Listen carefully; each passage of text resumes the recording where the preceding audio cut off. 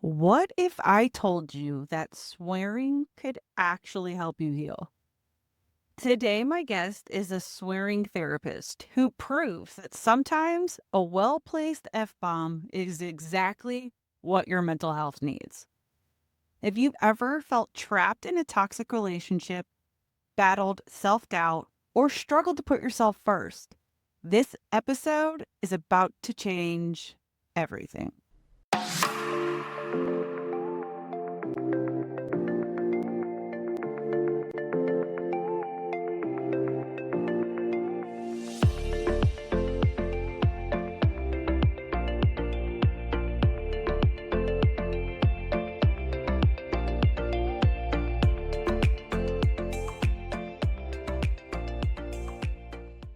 Are you ready to discover and honor your own internal hero? If you are in the right spot. This is True Crime Connections. I am Tiffany, your host. And today, the founder of the Dragon Therapy Services, Zulma Williams, is joining us. And she is an acclaimed swearing therapist. Love it. Tiffany, thank you for having me on the show. Get rusty. I'm so intrigued. I like to keep it real, and it's like I'm not gonna say, "Oh, fudge." I'm gonna say, "Fuck," basically. I mean, we really decided those were bad words, anyways, right? So, to me, on a serious note, bad words are war and hunger and abuse and violence. Those are the bad words, not fucking shit and bitch. So I understand I'm not everybody's cup of tea, but I'm happy to be on this show where I can be myself. Absolutely. That's what I promote. I want everyone who's on my show to be their authentic self. And I'm my authentic self, and that's what's important. So it sounds like your journey has been a very long one. You've dealt with abusive relationships, depression. You have been diagnosed with cancer. You're now in remission, correct? Spoiler alert, I kicked cancer in the past. Yeah. Or not. Do you have one of those stickers on your car that says fuck cancer? I have a t-shirt that says fuck cancer. And I think that is great. So when we go back, where does this story really begin? So I was born and raised in Buenos Aires, Argentina. I came to the United States at age 31, and I was working at about age 42. I was working in the accounting department of a big corporation, and I was like, hey, I sure want to do this shit for another 25 years. So I started school. I enrolled in the Bachelor of Social Work program. I always wanted to be a therapist. Like I'm the kind of person that you don't know me and you're like, oh my God, I never told anybody this story. So okay, let's start fucking Churchill for it, right? So I enrolled at 42. I graduated at 46 with the idea of doing my master's and then doing my internship, became independently licensed. So 6 weeks after I graduated at 46, I got diagnosed with breast cancer. So it's like, okay, let's take a break from higher education. So I have like took care of my health at the beginning. The treatment is very intensive. Like I will go to the hospital every 3 weeks, and then they start like, oh, okay, so once a month, and then once every 3 months, and so on and so forth. And then about a month short of my 50th birthday, I started my master's of social work. So it was an advanced program, so I graduated in 1 year, and then I did my internship, and then I became independently licensed at age 53 and a half. And the good thing about this profession is that I bring my own life experience into my office. So when I have a client telling me like, "Oh, I'm too old to like, started school. I started at 50. Like, you're barking at the wrong tree. English is not my first language.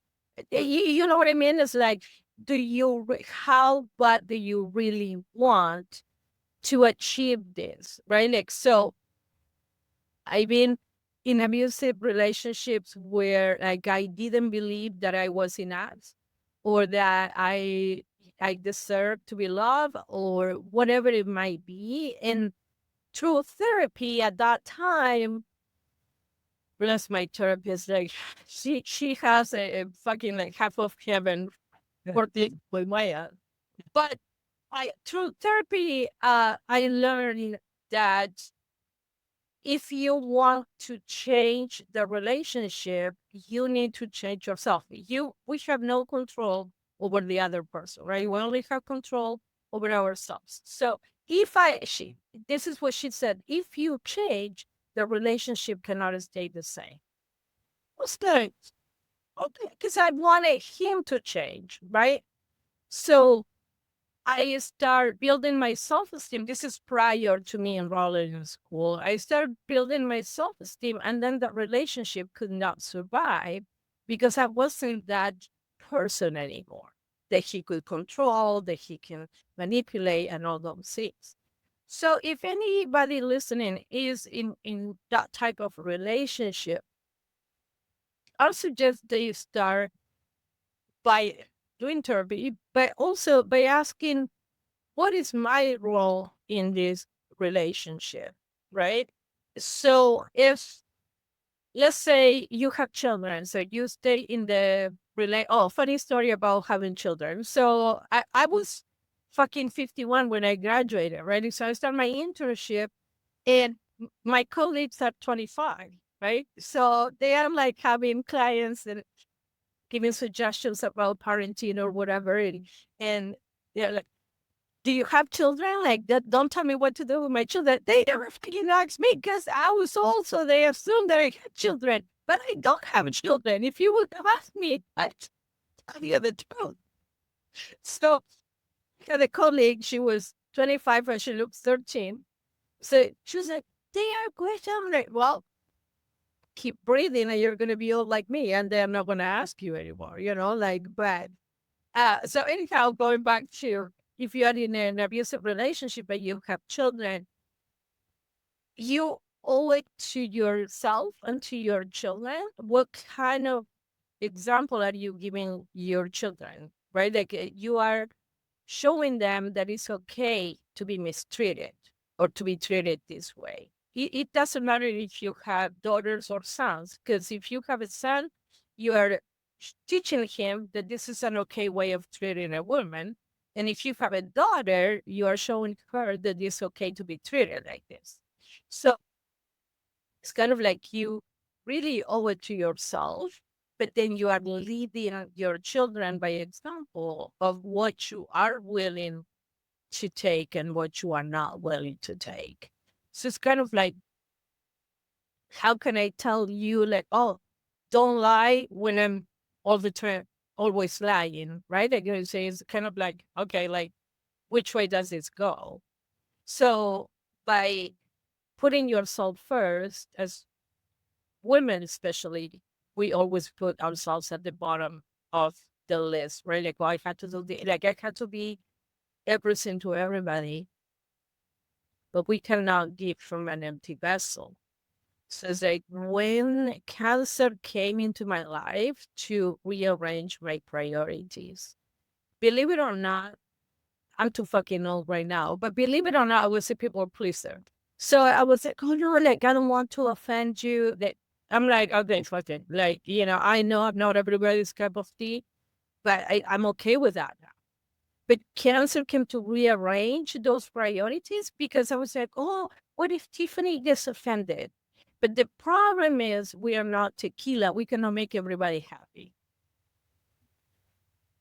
Right? So if I want, you said, oh, I love your red top. And then someone else says, are you wearing red? Who the fuck do I please?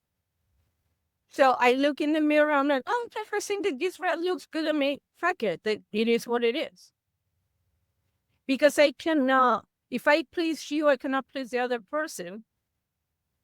So it's an impossible task to please everybody. So if you are true to yourself, then the right people will remain in your life. Why do I want this fake ass friendship where I can earn sugar instead of shit? Where because you get offended, where like I can be myself with a true friend, right? Like, why is this, Tiffany, is so important that I need to change myself in order to not disappoint you? When we do that, someone is getting disappointed. So if I change myself to not disappoint you, I'm disappointing myself. So we need to be very, very careful with that, because somebody is getting disappointed, but I'm putting everyone else ahead of me. So they don't get disappointed, but I'm disappointing myself. So we need to be very, very, very careful with that, because it's like, and then at the end, you might say something or I might say something, and then the friendship ends, and I have been pretending to be this person that I'm not. And I still don't have your friendship because I have no control over you. I only have control over myself. So when we come to our essence and we are showing who we are, is the relationship is more honest, is more truthful. Like with my clients, for example, like it's with me, it's not a great area. Oh, I'm not sure. You either fucking like me or you hate me. There's no, I'm not sure. Like so my clients love me because I am direct and I talk to them like I'm talking to you. I'm not sugarcoating shit. Life is too fucking short. Like my ideal client is an adult, a high motivated adult who wants to get better. So it's like, if you're not sure, I cannot want you to get better more than you do. I cannot want this more than you do, right? Because you are the one fucking doing the work. So if you don't want it, so like I had people who are, oh yeah, no, I'm ready. And then when the shit gets serious, they realize they are not ready, which is fine. There are millions of therapists. I'll refer you to one of them. I'm not the one to, oh, poor Tiffany, like, let me hold your hair. Like, bitch, do you want to get better or not? I And if you love do, this. but, uh, and it's okay if you are not ready. Because sometimes we start therapy and then it is hard work. It gets very, very difficult to do. But if you're not ready, that's fine. Like those type of clients, they don't last with me because it's like they're like, oh, this bitch is serious. Like, yeah, this is your life.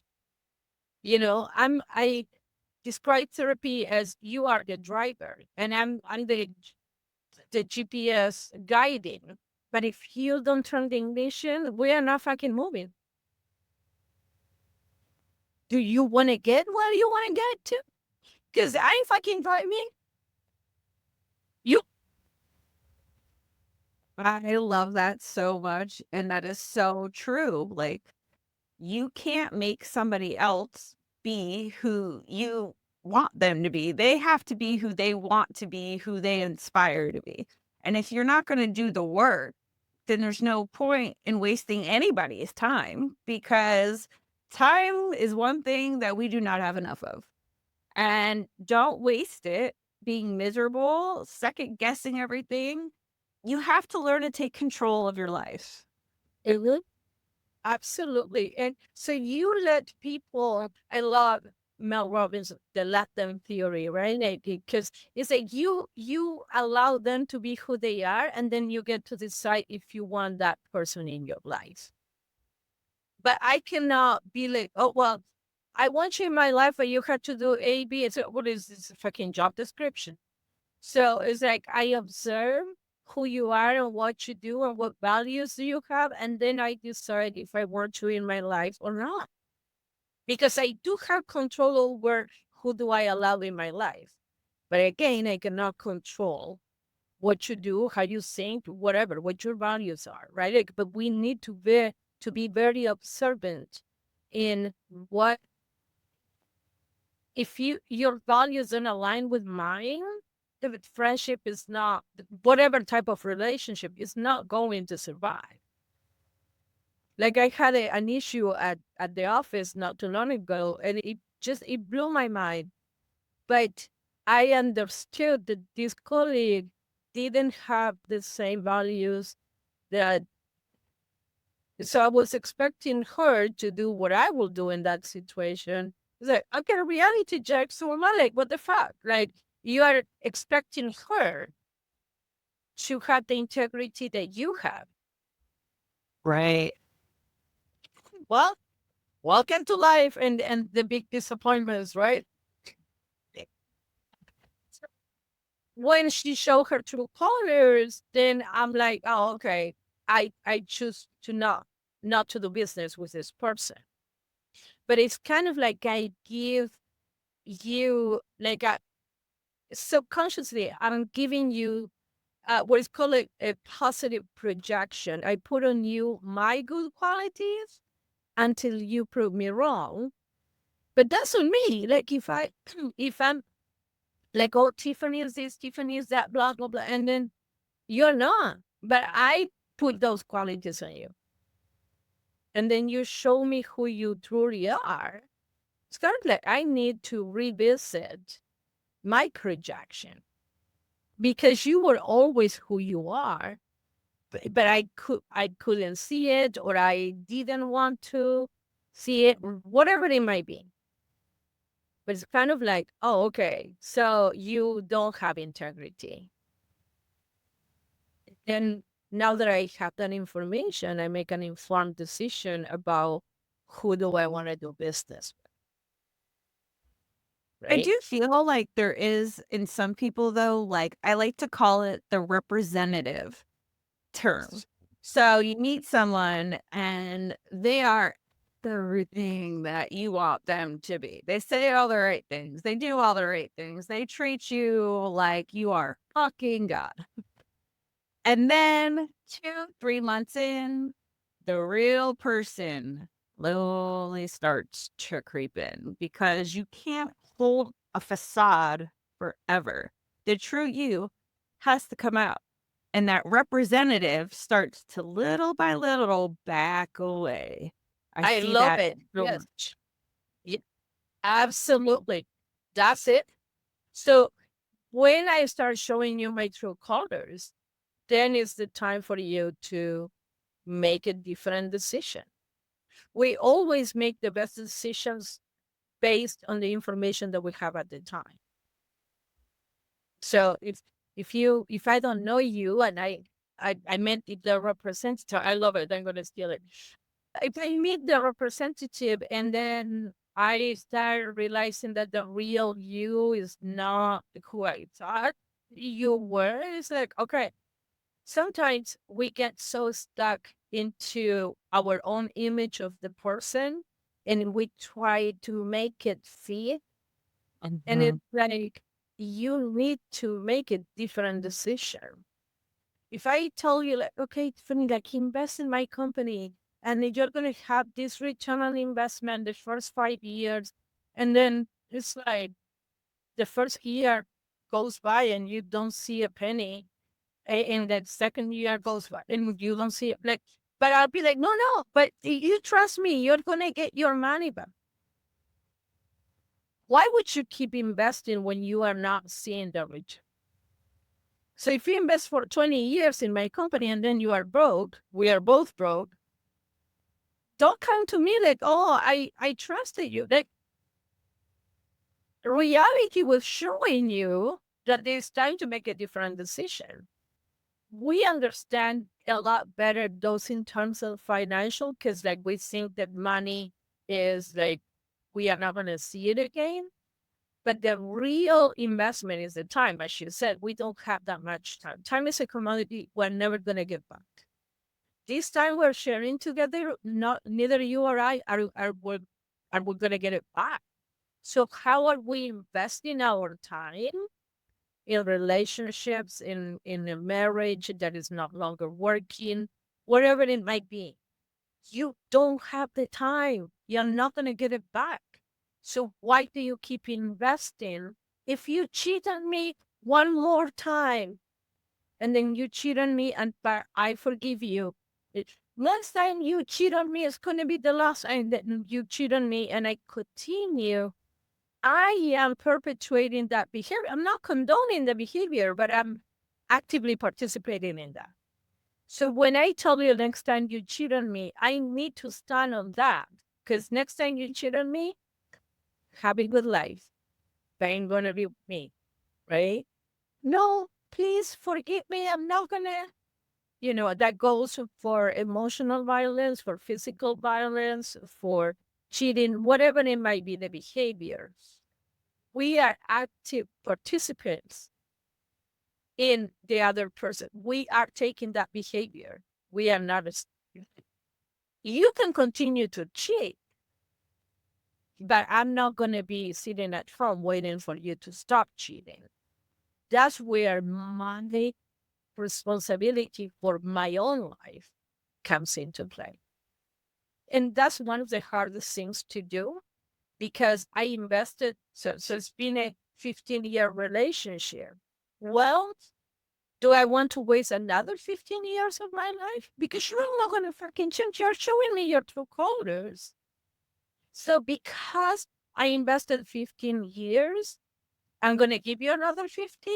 I ain't getting any fucking younger. Right? Like, so it's kind of like, I need to stop this. You are bleeding me. My return on investment is, there is no return. You are bleeding me. But because I invested so much, I don't want to let it go. After you invested $5 million and you didn't see a penny, how many more millions are you going to, like, so, but it's not like it is so hard because, and especially if you have children with that person or whatever, but it's, again, it's like, what are you teaching your children? Yeah, I've said that in a previous episode, actually just a few ago, and you're setting a bad example is what you're doing. You're teaching them, like you had said earlier, that this is acceptable. And then you're going to get upset later on when they become either abusers or abusees. And you're like, well, I didn't raise you that way. Technically, you did. But have you seen the movie It Ends With Us? I have not. It's on my watch list, but I Okay, just we're going know to say then. it's going to make me bawl my eyes out. So, Right. Well, I mean, it's a great movie and to the point that we are making, but I'm not going to spoil it for you or the listeners if they haven't yet. It's on Netflix now, so. yeah, it is on my to-do list. And it's funny though, because I can already tell what it's about. I am actually a product of generational trauma. And I figured it out in my 30s. And I was like, whoa, whoa, whoa, whoa. Everything makes so much sense now how I got to where I am. Why I ended up in abusive relationships, why I thought this was love. And, it was no fault to the person who was doing it because it was done to them. It's a generational fucking cycle. And I was like, you know what? It ends here. Like, I'm not doing this to my son. I'm not going to do it. I messed up when I was younger. I'm human. I was a young mother, but now I make every effort to try to say I'm sorry and to do better as a person, as a like, parent, and that's all you can do. It's okay. Like sometimes if you fuck up, like you're human, learn from it, grow from it. Absolutely. So it's not their fault that they're abusing you because that's all they know. But at a certain point, the same way that you said this will end with me, and I'm not going to make my son suffer through this. is the other person's responsibility to also learn from their mistakes and stop the cycle of abuse. However, if they are not ready to learn, that's again where you come into being the CEO of your own life and be like, okay, I'm not a project manager. I'm not going to help you build yourself. You know what I mean? It's like, because we go from building this person to building this person to building no. So that's where we need to set the boundary and be like, okay, what am I teaching my son? So I'm not going to get in. I'm going to put a stop to this. So when we set those boundaries and it's like, oh, you don't love me, blah, blah, blah. You know what? I do love you. I had to love myself more than I love you. This from happening to me. And you go do whatever it is that you need to do. But a lot of times, so when I was being an intern, you really have to provide therapy to whomever comes through the door, right? Like you don't get a choice. And I had a lot of couples, they say couples therapy now, but at the time, because like this person is hurting this person and this person is, so it's like, okay, my forget, you need individual therapy and you need individual therapy. You can wasting my time, like they can have each other and that's what you want. Go work on the betrayal on your own and then decide if you want to stay with this person, right? But they were coming to me so that I can solve the problem, right? And it's like, no, you need to work on yourself and you need to heal yourself in order to realize that you don't want this anymore for your life, right? But the thing is that that is the hardest thing to do, working on ourselves, right? I can resolve your fucking life. You tell me, I'll tell, like, you know, I could resolve your life like that. But when it comes to me, I get disappointed. I get upset. I get angry. All that I teach my clients, I'm like, bitch, like you're not practicing what you preach. So I'm like, okay, fuck, like, okay. Like that example with the business associate. I'm like, I was so upset. It's like, that you tell your clients to not, like, don't waste their time on things that they cannot control. So I had to like reel back and be like, oh, positive projecting, like, right? Like, so, but the thing is that we learn and then we can make a choice to do differently. So, to a certain extent, the same way that we learn from our mistake and our trauma and we are doing something different, it is that person's responsibility to take care of their own lives and also stop fucking abusing people because they've been abused. But if they are not ready yet to take that step, that's fine. But I don't need to keep you in my life if that's what you are doing. Right. So they don't know better. But when they know better, they need to do better.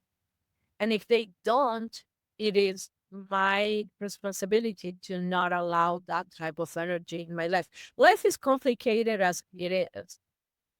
So if like if I'm taking care of you and him, and you know what, at a certain point, you have to be accountable for your mistakes and do better and heal yourself so that when you work on yourself, then you become a better person and a better mom and a better partner and a better sibling and a better daughter and a better friend, whatever. But it all comes from you taking care of you. So it's not selfish, it's absolutely needed. Because if I don't take care of me and get to know myself and how can I do better, how I'm going to teach that to my son or my partner, or like a lot of times I have people say like, oh, my mom needs therapy.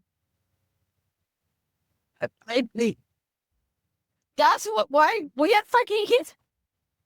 But instead of going and telling your mom you need therapy, what I suggest you do is you go to your mom and you share with your mom how much therapy has been helping you. Because nobody likes to be told what to do. I told, okay, Tiffany, you need to go to the gym. Okay, let's go together. No, no, you're fucking going. You need to go.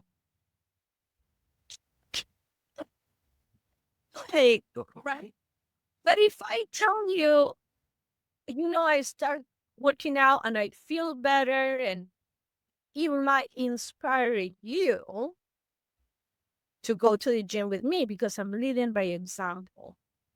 So when I told my mom, oh, you need therapy, that who's I and make you boss?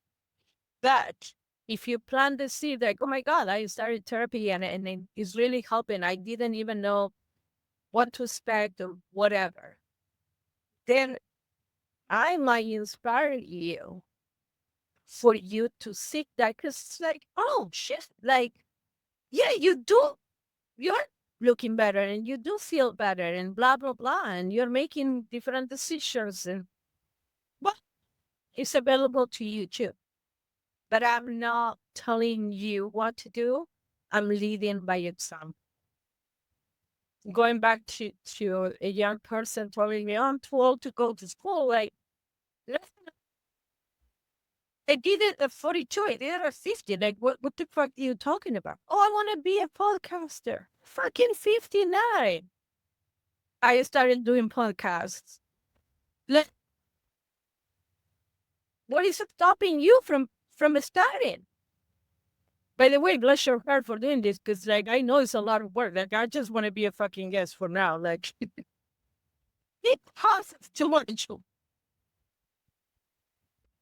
It is a lot of work. People don't realize how much time goes into this and resources. So, Kilo, I really appreciate you and your one because I yeah, fuck it, I ain't gonna happen. But yeah, it's like what what is stopping me other than myself, right? The- It's crazy because I've always known I've been scared of failure. But it took me time to realize I honestly think I was also afraid to succeed. Oh my God, that is so real. The fear of success is so real. And it is tied to generational trauma because if you are successful and your family is not, who the fuck are you to be all that? Because that is the reaction. Instead of like, oh, Tiffany, like she's doing it, so I can do it too. Instead of being a source of inspiration, it's a source of rejection that, oh, so you think you're all that? Yes, and a bag of shit. And a soda on the side. So, but the fear of success, it, like you leave behind friends, you leave behind family members, you leave behind patterns, you leave behind, like, who the fuck are you? Even if it's for the best, people are more used to be attached to their misery than to the potential unknown of happiness. Because, don't know, I know this misery, that the potential, like, oh, being happy seems like it's so far fetched that I'm not. No, I just leave me with my misery. That's why traveling is so important, right? Like if you are exposed to different culture and different, like I um. I always say a poor person in Argentina is different than a poor person in the United States. It's hard to understand until you either have lived there or you travel there and you see how, I mean, to me, like a lot of people say like, oh, you left Argentina, you went to the States. To me, the real heroes are the ones who remain, my family, because they've been dealing with the same shit for the last 28 years. I was like, okay, peace out, I'm going to the States. Right next, so which was a hard adjustment, but I love it here, and I have a different life that I will ever have over there. But they remain in that life. When I was diagnosed with cancer, I moved back to Argentina for 3 years. And my friends were like, bitch, you need to calm down because like you're gonna have a heart attack. Because I was like, this cannot be like yeah, people are fucking rude. That there is no let me talk to the manager, like if you change your mind, you bought something and you change your mind, like you're on your own. And I was like, in America, and like in America, right? Like you need to calm the fuck down because you're not gonna survive. And I always talk to my brother, like he said, if I would have remained there, I probably would be dead right now. Because it's like, no, I just want things to function the way that they're supposed to. In America, it's not perfect, but trust me, it's a lot better than Buenos Aires, right? Like, so we have a lot to learn as a society, but we are well advanced compared to where I come. And when I was trying to explain that to my friends, but they were like, no, because we had to make the decision to accept the reality as is. Otherwise, we're going to be angry all the time. We're going to have a fucking stroke or a heart attack because, yes, you are right. It should be different, but it's not. So you either adapt or you're going to fucking die. There is no in between. And I was like, oh, I was there for 3 years. I couldn't take it anymore. Like I was like, no, I'm gonna go back to the States. Fuck it. Like it's not worth it. And it reminded me of why I came to the United States in the first place. Right. So it was like kind of like, oh, like when you like I have friends who have children and I babysit and everybody's happy because I go to dinner and I get my maternal instinct to fill up and then I fucking go home to my peaceful home. Fucking 4 kids running around tiny and pleasure. Like they have my share of children, like so I do appreciate it. I'm like, I don't know how the fuck you do this day in and day out. And then they come to my house and everything is in its place. Oh, well, your house is, it's so not, well, it's my fucking excuse. I'm the only one who lived here. Save the not in this place. In the put it in place. It's like you got fucking 4 kids moving here. Oh, so cute. Like you cannot compare your life to mine. And I cannot compare mine to yours because like we have different realities. So I was like, when I was 40, I decided, okay, didn't happen up until now. I'm not going to have children now, right? And I made a conscious decision that, okay, by not having children, I'm not going to have grandchildren, right? Like it's like it goes, it trickles down. But also by not having children, I don't have the headaches that you have because you're a mom. Meaning, like your child gets sick and it's a sleepless nights until your child gets better. The fear of like sending your child to school because you don't know if he's coming back. All those fears, I I see it in my practice, but I don't experience that myself. I also don't experience that first smile or those first steps or the I love you, mommy, or the graduation, or right, like all these things that come with having children. But when we make the decision and we embrace that decision, now we are in for the ride. I cannot be thinking in who is it be a mom? Like it's not all about the pregnancy. Like I know a lot of women who are more concerned about being pregnant than being a mom. Like if I want to be a mom, I can adopt, right? But it's like again, it's a conscious decision. I'm like, I love my freaking freedom, right? Like I don't have a babysitter to do this podcast right now, right? Like go keep my fucking child Benadryl so he get a thing down, like So It's like, I love my freedom. I could be a mom anytime I want. Do you want the pregnancy or you want motherhood? Right? Like, do you want marriage or you want the wedding? Like a lot of times we get lost in like, no, we can go to the courthouse and get married. We don't need the 600,000 wedding. So because those are the ones that last the less amount of time. Right? Like, so I'll take that fucking money and I go travel the world, right? Like with my new husband.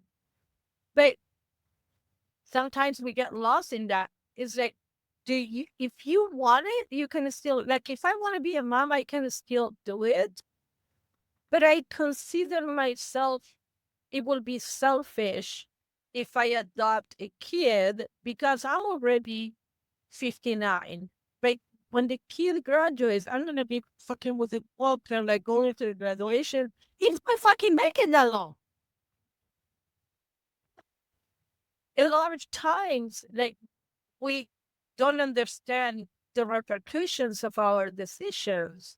So you mentioned you were a young mom, which means that you're going to enjoy a lot more of your child because you were so young when you had him, right? Like versus like fucking being a mom at 60 and then like when your kid is 20, you're fucking 80 and I still don't fucking understand Instagram right now. Can you imagine? At Instagram. So it's like we have that responsibility, but it is whatever it is that we want to do in life, it is available if we are willing to work for it. The cancer, in a way, came to show me how bad I wanted to be a therapist. Because if we had gone back to doing accounting, nobody would have pointed the finger at me. I had cancer. No, bitch, I got married and I continue my education. And I was still going to the doctor, I was still doing the shots or whatever I needed to do. But I continue my education. I made a decision that I had cancer. Cancer didn't have me. And that applies for any challenges that people are going through. Because if you don't allow that shit to own you, then it's a part of your life, but it's not your entire life. And it truly was my entire life. Like it was all about the treatment, the doctors, the medicine, whatever. But as I look back, it's like, okay, cancer didn't have me. So what did I wanted to do with my life? Okay, I wanted to go back to school. Okay, yep. Right. Like, so when we really, really, really want to do something, we find a way. I'm not motivated.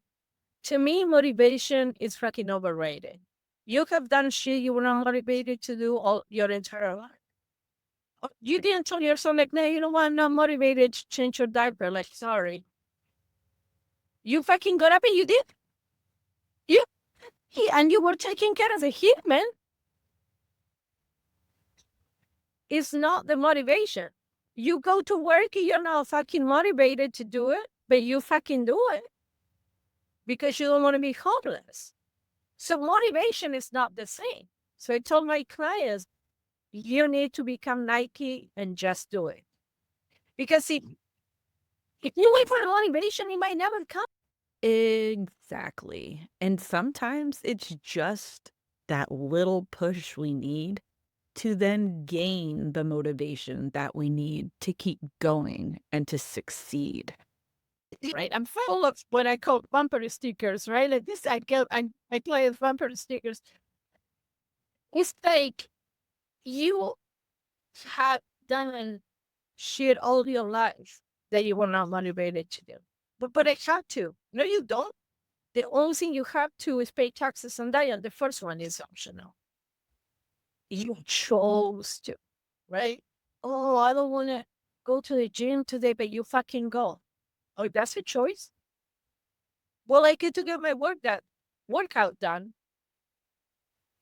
But I fucking started working out like 2 months ago. So, like, you don't have to, right? So, working out. Let me refrain. I start walking every day 2 months ago. It's not- People I go to the gym, I feel energized. I'm like, yeah, I believe you. Like, you know, but whatever. Like, am I motivated to do it? No. But I wasn't motivated to write a fucking 36-page paper either. But I did it, right? So when you use that excuse that, oh, I'm not motivated, you know, it's like, how bad do you want this?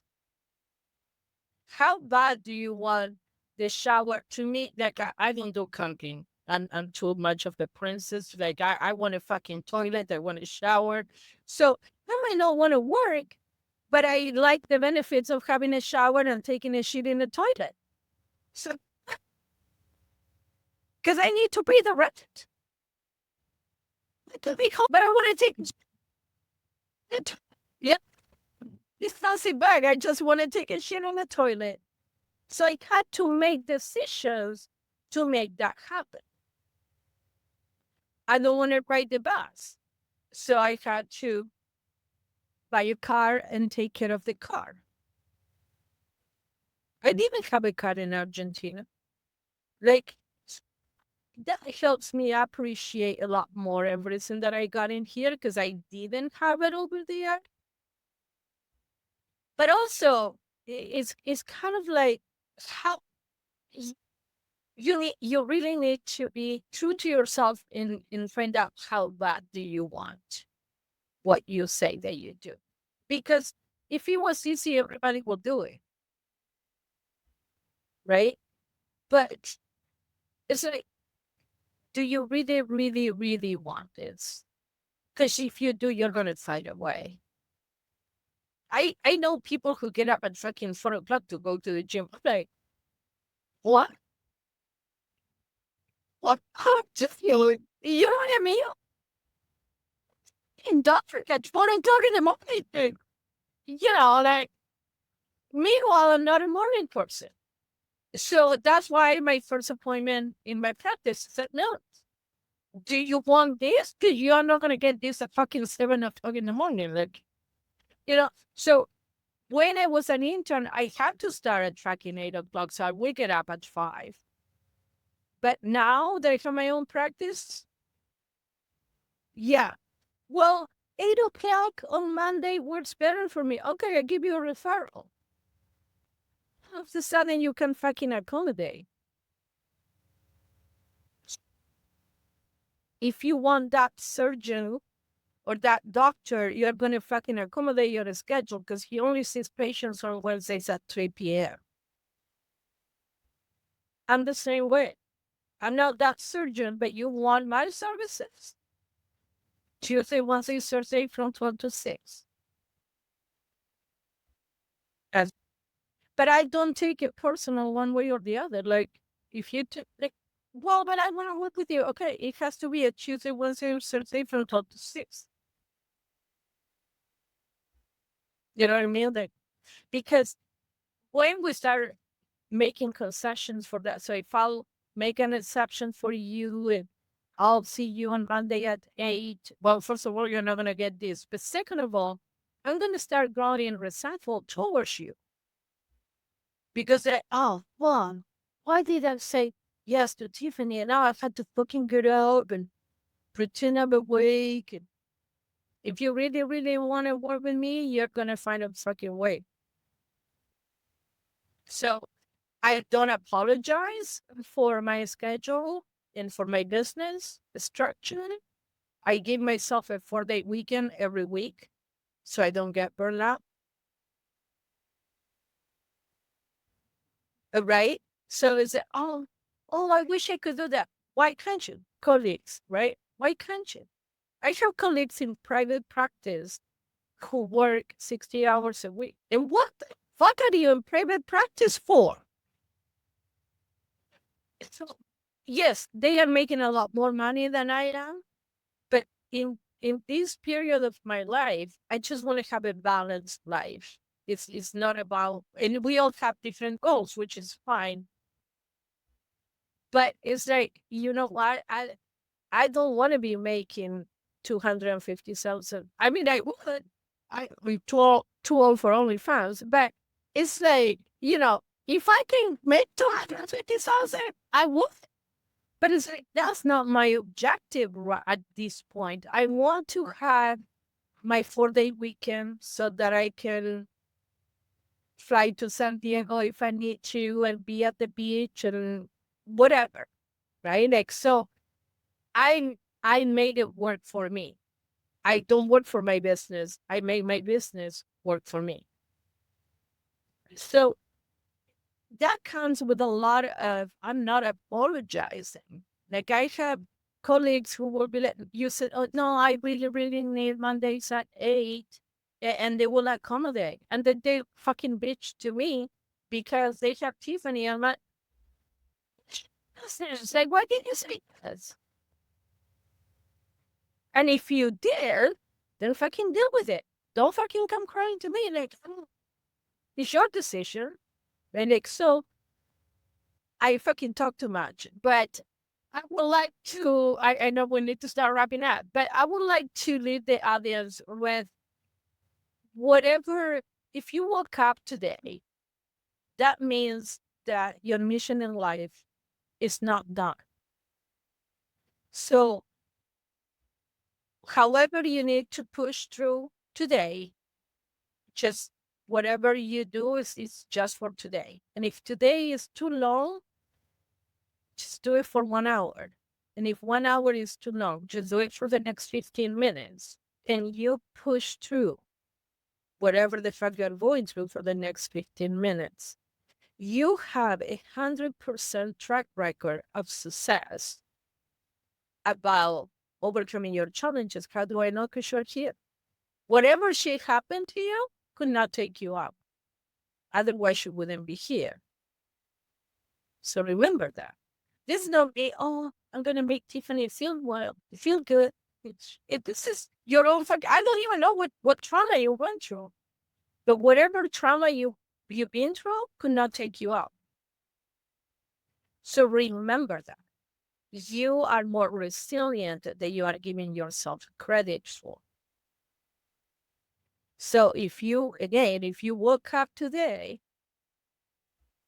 keep fucking pushing through because you are worth it. Nobody can take your place in the world and make it like t-shirts. It's only you can do that. So when life gets tough, reflect back to that time or those times in your life where you were like, I cannot fucking keep going through. Like I cannot make it. And yet you did because you are here. But at the time it felt like you couldn't. And yet you did it. So don't believe your brain so much. This motherfucker is like a 2-year-old throwing a temper tantrum 24/7. We cannot do it. We are not going to survive it. Here, sit in the back seat. Like, I don't have time for you. Oh, hell yeah. Your brain can be your worst enemy. It lies. All the time because the brain is trying to prevent you from suffering. So it makes you suffer just in case. It's a controlled suffer, but it's suffering regardless. So it's kind of, oh, I'm not going to love you because you're going to die. God says, I'm going to love you. I'm loving you and enjoying your presence because you are here. And then I'm going to cry when you die. But I enjoy all this time with you. The brain goes straight to, well, you're going to die. So let's deprive ourselves of enjoying the time with Tiffany because I'm going to suffer. You are making me suffer regardless. The brain is.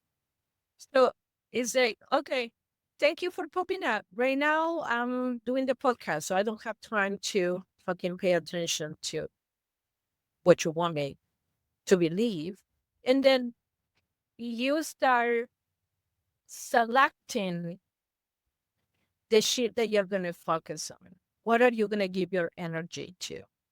So when your son was throwing a temper tantrum, you knew as a mom that this is a temper tantrum. There's nothing hurting. Like he wants the fucking ice cream at 10 o'clock in the morning. So you're like, I know it's a temper tantrum. I need to make fucking lunch. So you keep chopping the veggies because you need to fucking. Right? So you chose to let him cry because if you pay attention, then you're fucked because he's going to throw a temper tantrum anytime that he wants anything. You are the parent, you know better, you can see the bigger picture. It's the same with the brain. The brain becomes a 2-year-old throwing a temper tantrum 24/7. And it's like, okay, I hear you. Right now, I'm doing the podcast. Right now, I'm working. Right now, I'm typing. Right now, I'm cooking. Whatever it might be, you come back to the present moment, to what you are doing, and you leave that as the background noise. Otherwise, your brain is going to drive you nuts because it's always going to find shit to be concerned about. So, say, hey, thank you for popping up. Right now, I'm doing the podcast. Oh, the meeting that I have next week. You know what? You might fucking die tonight. You're not going to make it to the meeting. Don't worry about it. Well, if you put it that way, nobody has tomorrow guarantees, so don't fucking worry about the meeting, right? The only thing you can do about the meeting next week is to do more research, be better prepared, whatever it might be. But you not sleeping about that meeting is not going to bring the meeting anytime sooner. So, okay, thank you for popping up. Right now, I'm doing research for the meeting. Anxiety is about trying to control the future, but it's impossible because the future is not even here. So it's kind of like a rocking chair. It gives you something to do, but it doesn't take you anywhere. You know, it's like, okay, well, if you take action, you are in the present moment. You cannot be in your head and doing research about the meeting. So the best antidote for anxiety is to take action, come back to the present moment. What is it that I can control right now? Because the meeting is on Friday next week, and if I don't sleep for 1 week because of the meeting, I'm not going to be performing well at the meeting. Okay. Today is whatever day today is, and I'm going to take care of today. I have student loans. I will have a student loan bill on my grade. It is what it is. Like, I cannot. That's what I needed to do in order to go to school and pursue my dream of being a therapist. I cannot allow that to not enjoy my life and be there for my clients because I have a student loan that I had to pay. Okay, I fucking pay every month, but at the rate that I'm paying, I'm gonna have a fucking student loan bill on my head. I don't know what's doing. Right. If I allow that to consume me, then I cannot be a good therapist for my client. I had to make a choice. Same way that you make a choice when your son is throwing a temper tantrum and you know it's a temper tantrum, like, okay, I'm not going to pay attention to that because then that's the only way you're going to communicate. That's an executive decision you make as a parent. You had to make those kind of executive decisions with your brain because you are the CEO. You are in charge, not the brain. So you are running the meeting. So you tell the brain to shut up. You are the CEO of your own life. Hire, fire accordingly. Exactly. If somebody wanted to get a hold of you, what is the best way? Do you do virtual or also in person? I do both. I do virtual and in person. My website it is dragonflytherapyservices.net. And then they can find a lot of videos on my Instagram, the swearing therapist. So I'm licensed in Nevada, so you do need to be in the state in order for me to provide services. But if any of your listeners need anything, please reach out and I will provide referrals accordingly if I can. Awesome. I will make sure that I add the links in the show notes as well. Thank you. This has been so much fun, and I really enjoyed speaking with you and hearing what you have to say because it's all so true. Thank you. It's been